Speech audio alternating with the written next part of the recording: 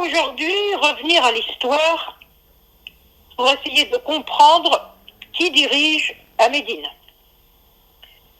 Si on cherche à lire sans idée préconçue un verset comme celui de la sourate 63, le verset 7, on ne peut que se poser des questions sur le sujet de la gestion du pouvoir dans l'oasis médinoise du temps de Mohammed.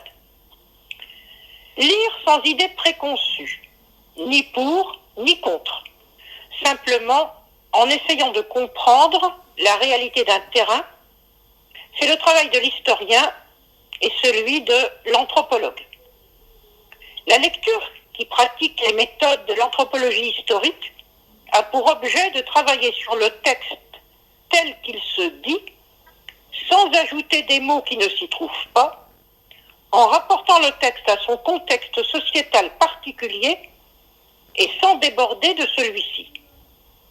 C'est en travaillant de cette façon que l'on peut distinguer le vraisemblable d'une situation du passé de l'invraisemblable de ce qui se dit à propos de cette situation.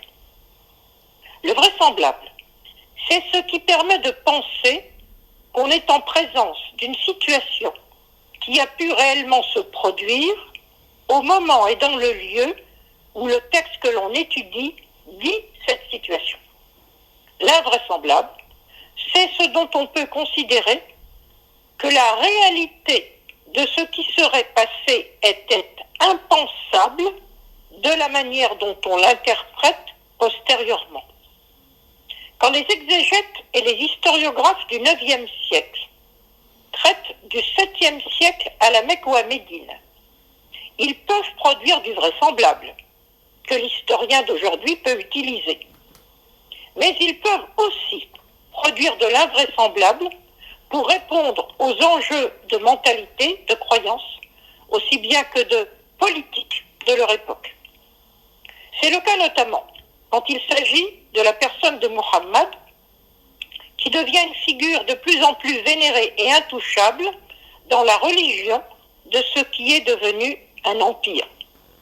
C'est à partir de l'époque abbasside que la nouvelle société impériale fabrique, pour ne pas dire invente, pour ses besoins propres de légitimation et d'intégration, ce qu'on pourrait appeler une idéologie prophétique, dont les effets existent d'ailleurs sous des formes diverses et souvent très problématiques, et cela jusqu'à aujourd'hui. Au contraire, en tant que tel, le Coran nous parle d'une époque où Mohammed était encore un homme qui ne pouvait échapper en rien à la réalité de son époque. Il ne pouvait échapper aux contraintes sociétales, aux rapports de force et aux enjeux de son époque. C'est exactement ce que nous permet de comprendre un verset comme celui de la sourate 63, donc le verset 7. Le texte de ce verset s'exprime de façon très brutale.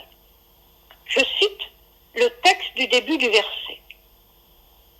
Ils disent, lorsque nous serons revenus à Médine, nous jurons bien que le puissant en expulsera le faible. Yaqouloun, la in raja'na ila al-Madina, la yukhrijanna al-azzu minha al-azal. Dans ce cas, le terme al-azal, le faible, désigne le sans statut, celui qui n'appartient pas à un clan de l'oasis. Il s'agit donc de Mohammed et de ses partisans venus de l'extérieur de l'oasis.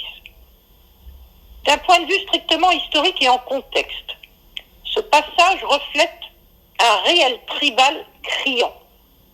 Il nous renvoie non à la religion, mais à des rapports de force politique qu'il faut décrypter en fonction de la réalité d'une situation et de rapports de force politique en contexte. Cela nous conduit à nous interroger sur la position de Mohammed et des siens à Médine face aux chefs de clans locaux. Mohammed a-t-il été d'emblée le prophète reconnu et attendu de la grande oasis?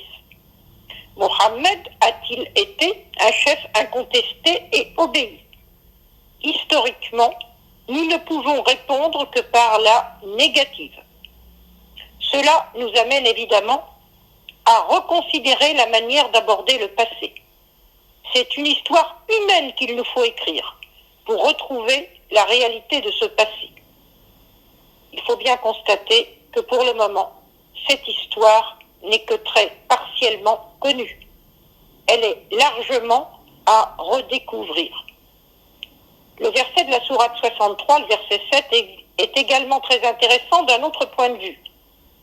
Il est intéressant pour comprendre comment les hommes des siècles postérieurs, qui sont devenus les adeptes d'une figure vénérée de prophète, de plus en plus intouchable, comment ces hommes des siècles postérieurs ont interprété la brutalité sans phare de ce verset.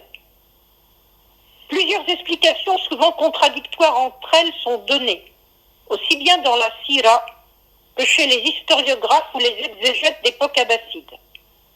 L'une des plus invraisemblables de ces interprétations va imaginer que le propre fils de celui qui est installé dans un rôle d'adversaire principal de Mohammed va proposer à celui-ci de tuer son propre père, ce que le prophète magnanime va évidemment refuser. Raconter ce type d'histoire au IXe siècle, c'est une manière d'effacer le passé vécu d'une société dans laquelle on ne vit plus et que l'on ne comprend plus. C'est aussi d'une certaine façon l'invention du blasphème que le Coran, aussi bien que la société du 7e siècle, ignorait totalement. À bientôt.